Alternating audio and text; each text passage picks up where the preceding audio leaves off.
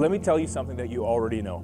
This church, Southside, we are for this city. Over the last several years, God has been reminding us over and over again that we are here for this city. God looked at this city, our city, a city in desperate need of hope and help today, tomorrow, and for generations to come. And He had an idea. And that idea is us. That idea is Southside Church. You know what? It's time that Southside put our foot down in this city and said, we're here today, tomorrow, and for generations to come. We are here and we are for this city. We're for hope. We're for help. We're for more. More has a name, and that name is Jesus. Because of Him, the best is yet to come. Well, good morning, everybody. It's an interesting Sunday to me because in one sense, it's like the end of a 6-week series called More. But on the other hand, it's the launch of a 2-year commitment called More, an expanded vision. And I started thinking about today about 6 months ago. And specifically, there was a day in September of 2018 when I was praying and asking God to show me what we needed to talk about today. And He impressed upon me that we needed to take a little bit of a trip, a journey. It's not geographic in nature, it's chronologic. So I want to take us for a minute today to Chilliwack, British Columbia, Canada, in 2119, 100 years from now. Historians will tell you that in about 2010, the world started taking notice of this city called Chilliwack. They figured it out, right? Breathtakingly beautiful. And all the things that made Chilliwack beautiful in 2010 are still present in 2119. Forests and lakes and rivers and mountains, incredible. By 2119, Chilliwack is still surrounded by farmland. Thank you, ALR. But the population has grown substantially on the hillsides, both in span and density.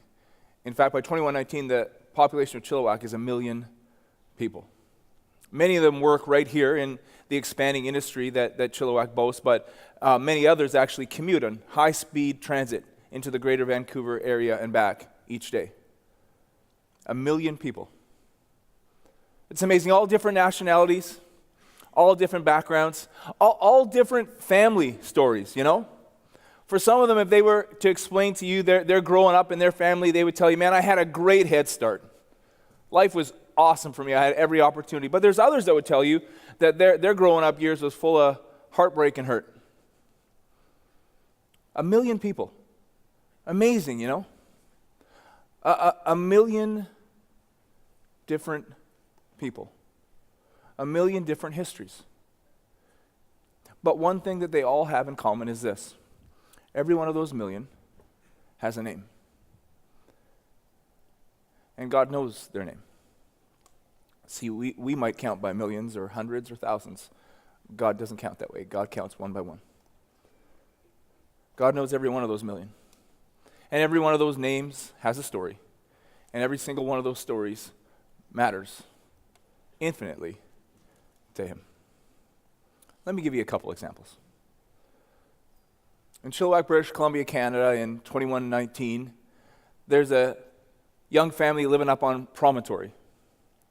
Peter and Carmen. They have 2 kids. Their daughter Gina is 7 and their son Cale is 5. They live in a 2-bedroom apartment on Teskey Road. You might ask, which Teskey Road? I have no... Hey, by 2119, there's 50 of them. And people are just driving around Promontory all day long. It's amazing. This little family of 4, 18 months earlier, really interesting actually that God gave me this story back in September. 18 months earlier, their world was turned upside down because Carmen was diagnosed with cancer. And for the last 18 months, she's been fighting. She just finished her 4th round of chemotherapy, and the prognosis finally looks good.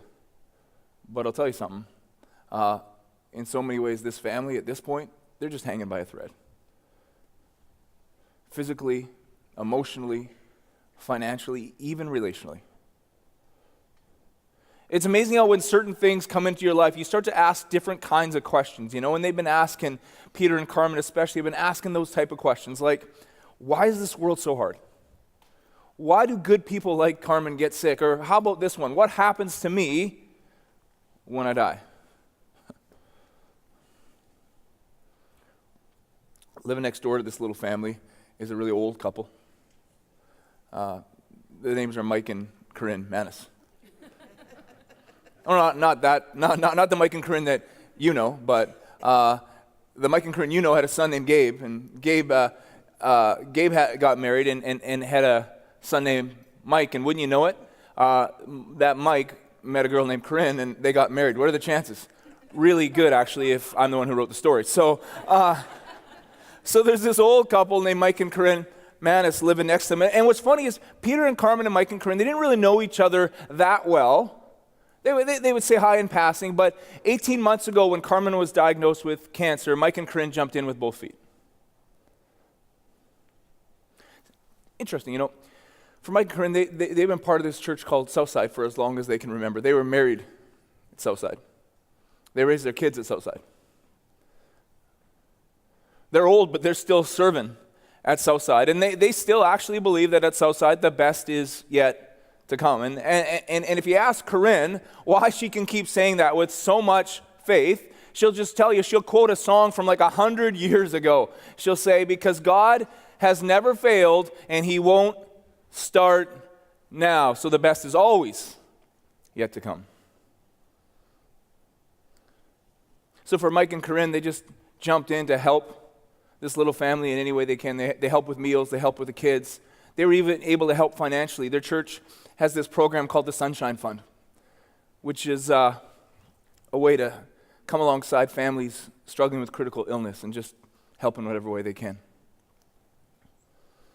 And throughout the 18 months, every once in a while, they're not real pushy about it, but Mike and Corinne will invite Peter and Carmen to church. And Peter and Carmen have never set foot in church before. One day, Mike and Peter are having a discussion, and Mike said, "Oh, I'll tell you, I don't know what you've heard about church." Peter says, "Well, not good stuff." And Mike says, "Well, Southside's different. Maybe come to Southside, I'll tell you what, you're not going to be judged. You're not going to be condemned. And in fact, you're not going to meet anybody at Southside who is perfect or even thinks they're perfect. You're just going to meet a bunch of people who are persuaded that God loved the world so much that he gave his one and only Son, that whoever believes in him will have everlasting life." And God's Son is Jesus. And Jesus isn't looking for a religion, he's looking for a relationship with you, Peter. And when you get to know Jesus, what's going to happen is, I know some of those deep questions that you've been asking, he's going to slowly but surely, he's going to answer those questions for you. And I know that lately, it's felt like you guys are just exhausted and hanging by a thread. Jesus promises that we can come to him when we are weary and burdened, and he will actually give us rest. Well, they're not pushy about it or anything, but every once in a while, Mike and Corinne invite Peter and Carmen to church. So one night, it's actually Friday, March the 3rd, 2119, at 8:30 p.m. Peter and Carmen are sitting at their kitchen table. He's got her hand in both of his hands, and they just start to talk, and Carmen says, "What do you think? Should we check out that church that Mike and Corinne have been talking about?" She tells Peter, the other day, Gina was saying, "Mom, I know some people that go to those old people's church. I got some friends from my class that go there." And I said to Gina, "Wow, that's amazing. Some people that go to Southside." And Gina looks at her and says, "It's not amazing, Mom. Like everyone in Chilliwack knows someone who goes to Southside." She says to Peter, "I don't know, maybe we should check it out." Peter says, "Yeah, maybe." The other day I was talking to Mike, and he said that if we ever come, Mike and Corinne will meet us there, and they'll show us around a little bit. He even said that after church, they would take us out for lunch. And then Mike told me that he has a grandfather whose name was also Mike, and he was Dutch. So the fact that he's offering to pay for lunch is like a minor miracle in itself.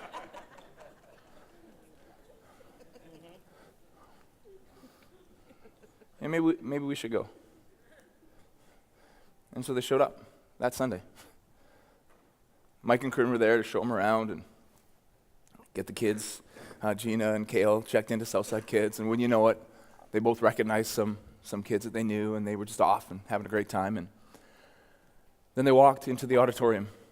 The music was loud, and the room was dark, and they were a little bit late, which is funny because as long as anyone can remember at Southside, the music has been loud, and the room has been dark, and people often show up a little bit late. It's just coincidentally. But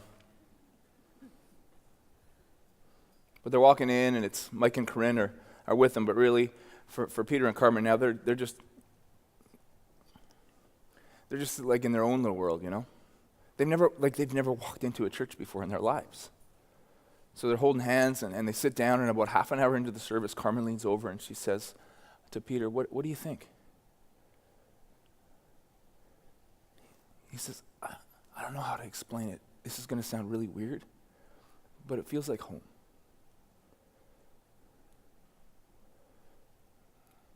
She looks at him, she says, it doesn't sound weird. And it does. It feels like home. And the rest? Well, the rest is history. Or the future, I guess. 1 million people.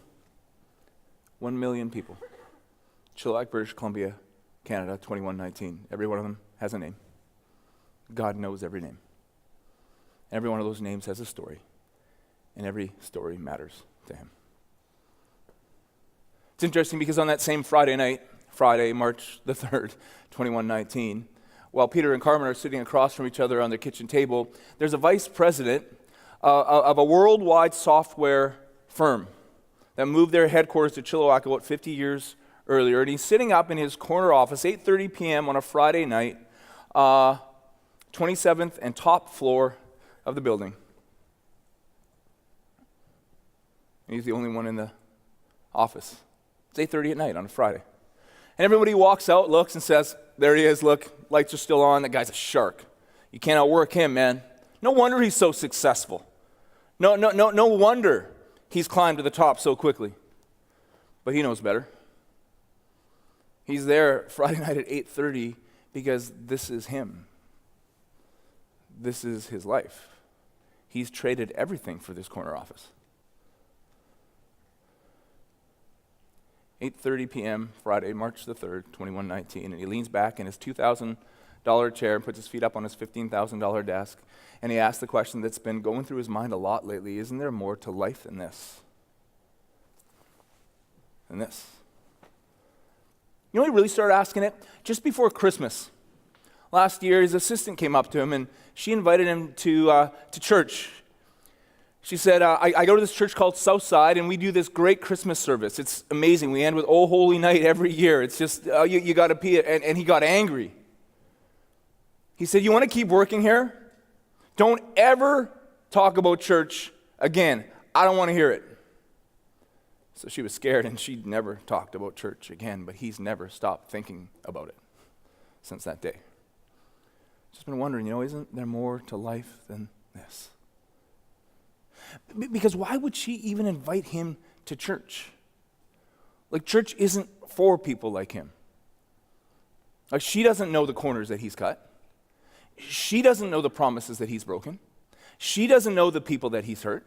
She doesn't know the scars that he's left. Church isn't for people like him. Church is for good people. But you can't shake that question. Isn't there more to life than this? It's 8:30 p.m. on a Friday night. It's not like he has any real friends to go hang out with, and there's definitely nobody at home waiting for him. You start to think, I don't really have anything else to do on Sunday morning. So without telling anybody, he decides to go to that church, Southside. He walks in, and it's funny, there's a young couple standing at the back, and they see him walk in, and the guy bumps the girl, and he says, I got to tell you something. The last person in the world that I ever would have thought would walk into a church, just walk in. He laughs, she bumps him, he shrugs his shoulders, and they turn their attention back to the stage. But this vice president sits down, and I know this is going to sound crazy, but when the preacher stands up, this is going to sound bizarre, but it's like the preacher was talking directly to him. He starts out by saying that there's many of you here today and you've been running and running and running and running, trying to find enough, but enough just never seems to be enough and you're exhausted.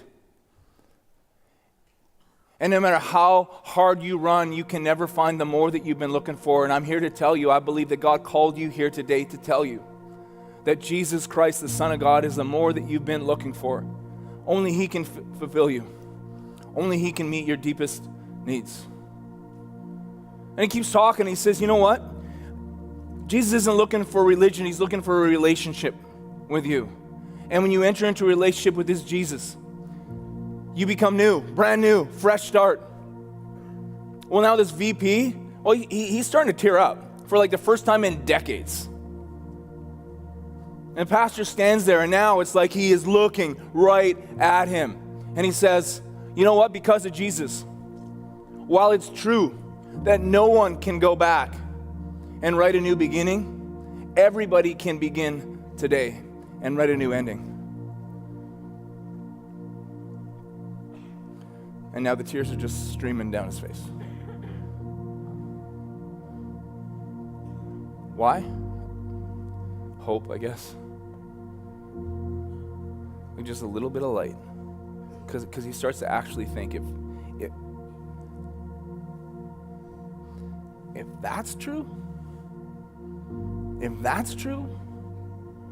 there's hope even for me. And the rest is history. Well, actually, it's the future. 1 million people. Amazing. Everyone with a name that God knows.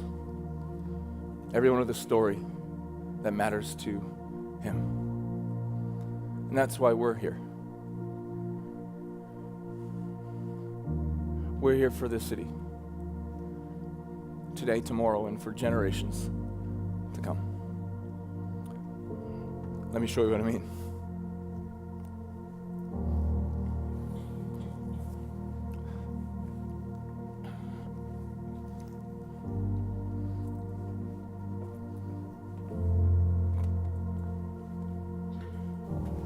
Hi, my name is Jim Weens. My wife, Janet, and I were both raised in Christian families, and we were both in church from day one, as were our kids when we started our family. We came to a point in our Christian walk that we felt that there had to be more to church than what we were experiencing. We sat in the church that we'd attended for years and years, Sunday after Sunday, thinking there had to be more than just learning and studying. I caught myself one Sunday thinking of a friend I wanted to invite to church, and I thought if I could just get him to stop smoking and swearing and maybe dress a little less like a biker, maybe he'd fit in. And that's when I knew we needed to find a new church or a new place where church culture wasn't going to stop us from inviting anyone to church. We came to Southside with our kids in 2003, and the very first time, 9 people raised their hands to receive Christ, and we were home. This was the more that we were looking for. It wasn't about what we could get, but what we could give. So over the next 16 years, we as a family served in many areas of the church. Janet and I served in youth and the senior leadership team, the prayer area set up, and a number of campus groups, as well as anything they would let us do. Our kids also became involved, serving as youth leaders and in music teams. Did God ever give us more? We still can't believe we get to do this mission together with this group of ordinary world changers. Watching a person change their eternal home is nothing short of amazing. Watching it happen Sunday after Sunday, that's a miracle. As I watched people change, it changed me and built up my faith by witnessing God's power. When a group of ordinary people come together to serve this amazing God, He shows up and He does miracles, and we get to be part of this. There is nothing more important to give our time, our resources, and our lives to than this mission to see God change this city, one life, one story at a time.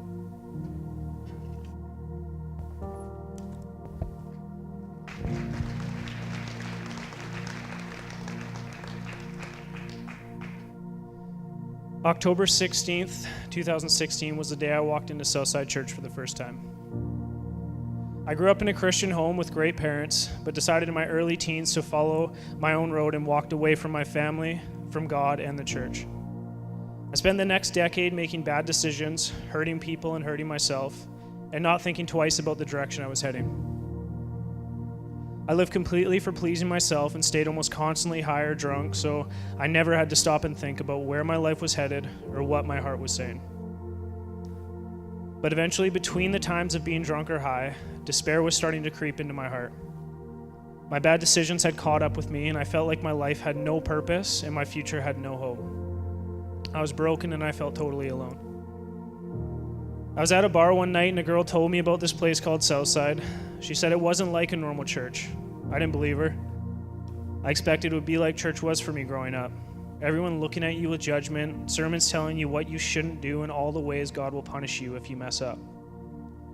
But I felt like I had nothing to lose, so I thought I would give it a shot. I remember walking through the parking lot, being greeted by volunteers, which was a shock to me, but it made me feel so welcome.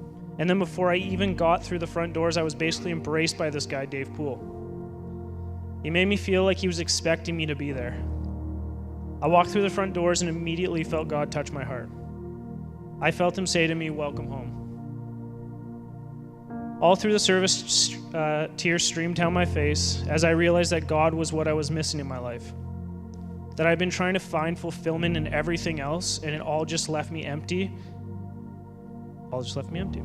What I was really searching for the whole time was Jesus. It felt like Pastor Mike was speaking right to me that Sunday, like he knew everything I was thinking and feeling. Over the next couple of Sundays, I kept raising my hand to accept Jesus into my heart, thinking after all the things I had done, I would have to do it at least a few times before it would actually work. So you might have to subtract a few numbers off the total number of people who have been saved in the last 2 years, because at least 5 of those were me. I got plugged into serving right away. I joined a small group, and I couldn't believe that the people I barely knew would care about me so much. I'd never experienced that before in my entire life. And when I started to volunteer, I can honestly say that I have never felt more fulfilled than when I started to care about other people. It was like I was becoming the person God had created me to be. Southside is my home. You all met me where I was, accepted and loved me, and gave me a place where I could grow into the purpose that God has for my life. I know that this city needs Southside Church because it's a different kind of church. I know there are so many people out there like I was who need a second chance, and Southside needs to be here to introduce them to the God who specializes in second chances.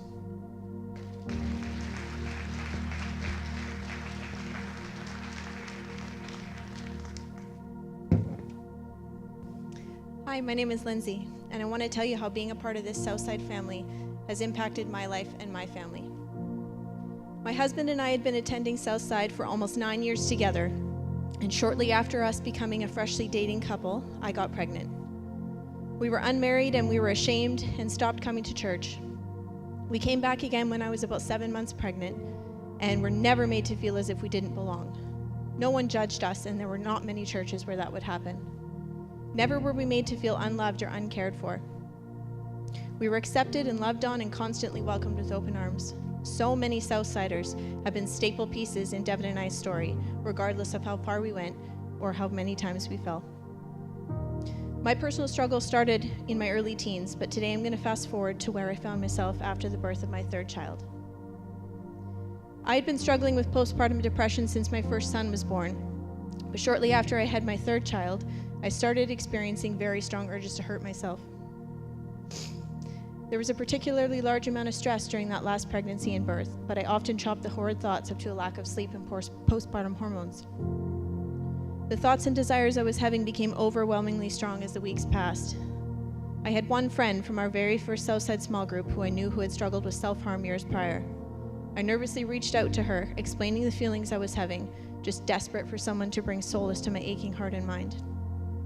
She prayed, supported, and checked in on me during the following weeks, which to some extent helped normalize what I was experiencing. I buried these thoughts far from everyone who was close to me, including my husband, Devin. With so many stresses from his own past, our current and past relationship struggles, as well as providing for our growing family, he was just trying to keep his own head above water. We were going separate ways. He was exhausted and couldn't understand me, and I was so depressed and lost inside my own suicidal thoughts, I don't think I could have explained it to him even if I tried.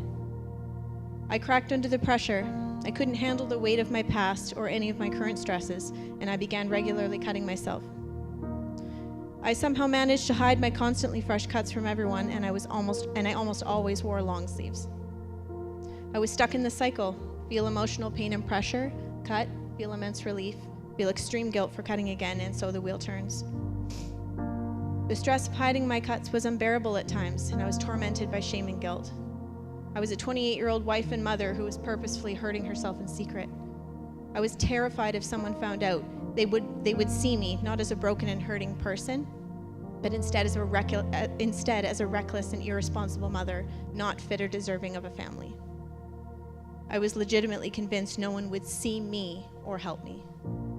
It was a brutal year of me fighting daily to convince myself I needed to stay alive for my children. Devin and I were on the brink of divorce, and I was quite literally at the end of my rope. Out of desperation, I emailed Pastor Dave explaining my current state, and I told him I didn't know who else to call. Without any hesitation, and just as a true friend does, he sat with us and talked with us through a lot of very heavy evenings. My secret was finally out in the open, and although Devin didn't understand it too much, it felt really good to have someone else know.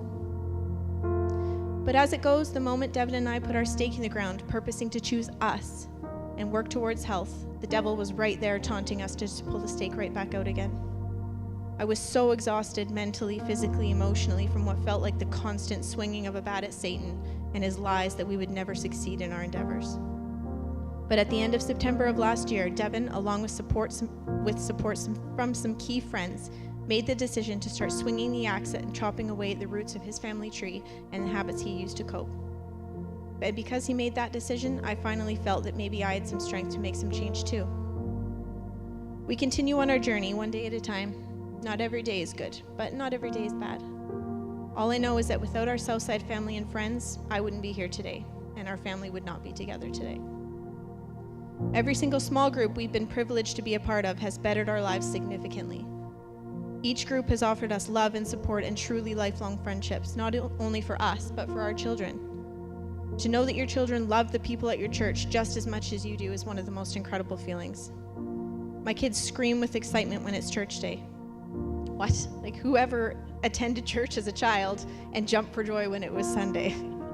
It's unheard of. This place, Southside, it's not just a building or a place we meet up once a week for something to do. It's truly where we get to be with family.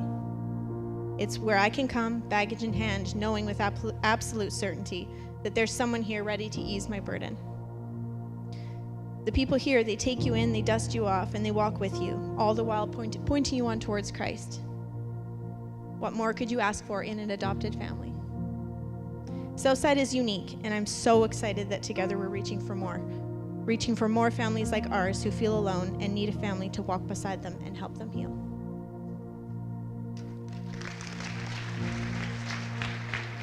So when we talk about the fact that we are for this city, that's kind of what it means. It means we're for a little family living on Promontory in 2119. We're for powerful vice presidents who get the notion that there's got to be more to life than this. We're for Jim. We're for Lindsay. We're for Josh. And we're for more Jims and more Lindsays and more Joshes. If we're not here for them, who are we here for?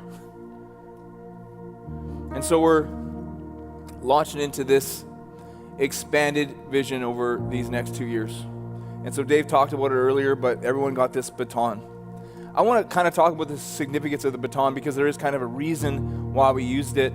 First of all, the Bible talks often about the fact that living the Christian life is kind of like running a race. But I love the baton because the baton reminds me that the race was never meant to be run alone, that it's a together thing. And so what I want to ask you to consider today is to participate. Now, before I go on about that, there are people, and you walked into Southside today for the very first time, and you're still checking out the Jesus thing, and we love it that you're here. Man, if you've ever wondered what Southside is all about, what a perfect Sunday for you to be here. What are we for? We're for hope. We're for help. And we're for the city. And if any of the stories, by the way, that were told today twig something in you and you realize that maybe now is the time that you need to ask for help, man, can you get a hold of us? Can you stick around after the service? Can you email us? Whatever. Can you text us? Whatever you need to do. We're here for hope and help. But man, if Southside's your home, right? You've been here for a few weeks or a few months or a few years or more. I really believe in the power of participation, that this race we're running is not a solo thing, it's a together thing. And I know that not everybody can do the same thing, but everybody can do something. So we're asking you, as the band plays in a second when I'm done speaking, to fill out both of the cards that are in this baton. The first one is a prayer card.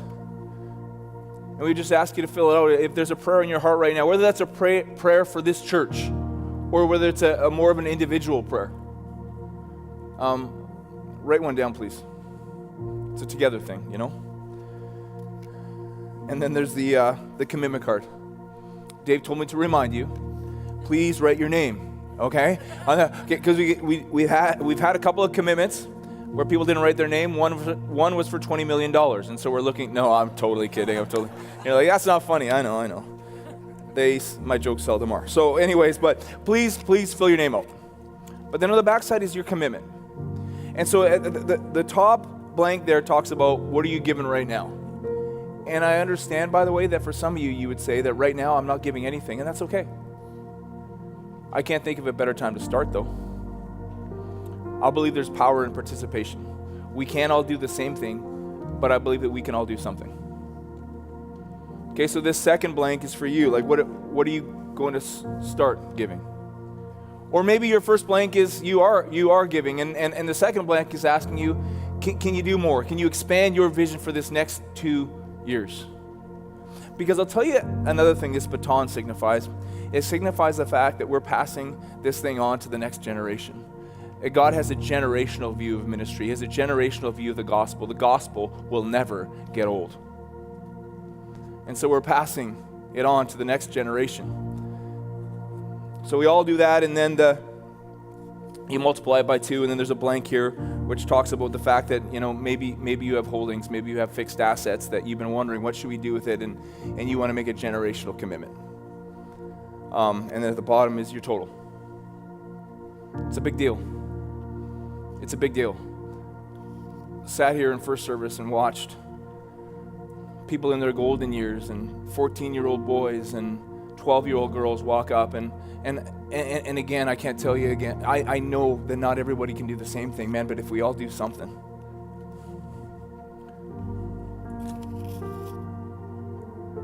So as the band plays, we would ask that you would fill out your prayer card and your commitment card. And then we got these wheelbarrows. Pretty cool, eh? Southside wheelbarrows.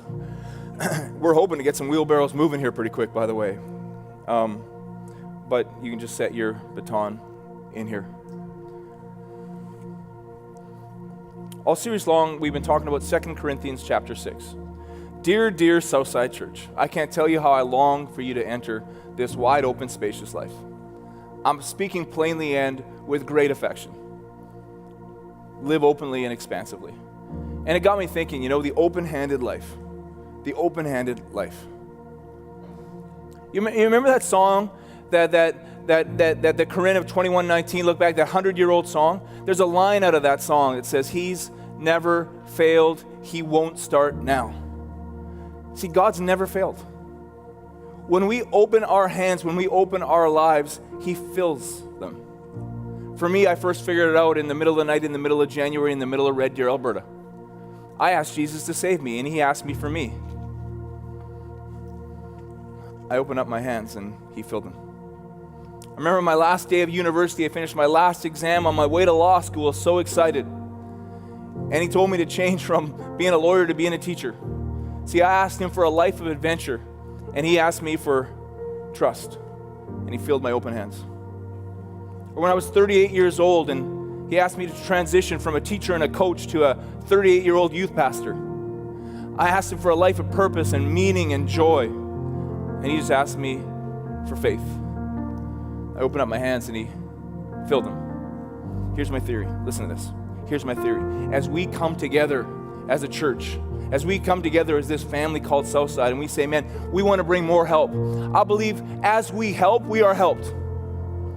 That as we aspire to bring hope, we will receive hope.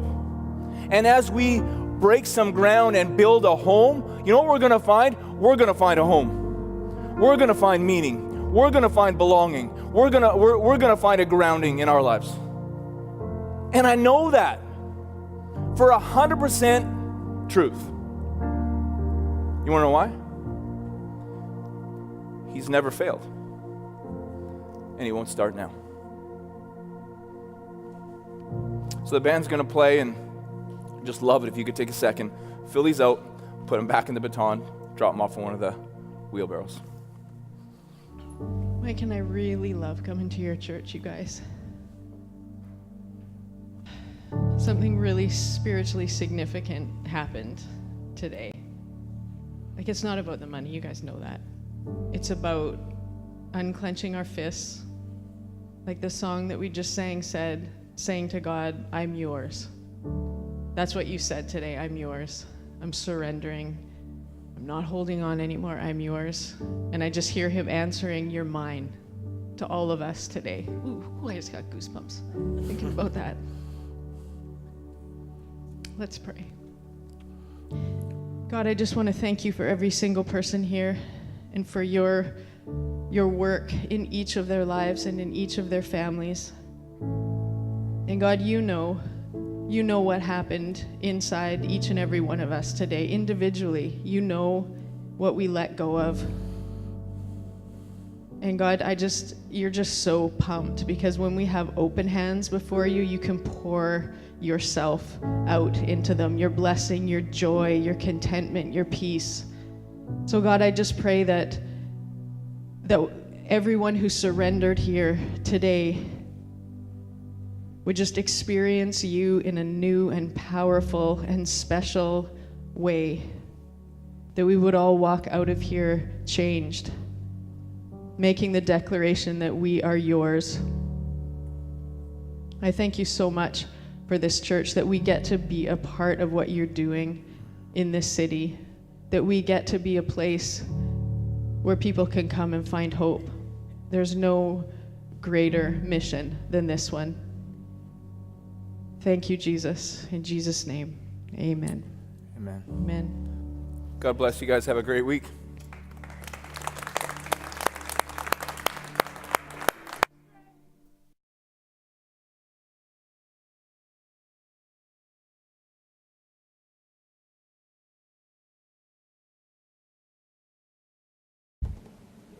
Thanks for joining us. We'd love to see you at any of our 3 Sunday services held at Sardis Secondary School on Stevenson Road in Chilliwack, British Columbia. For more information, please visit southsidelife.com.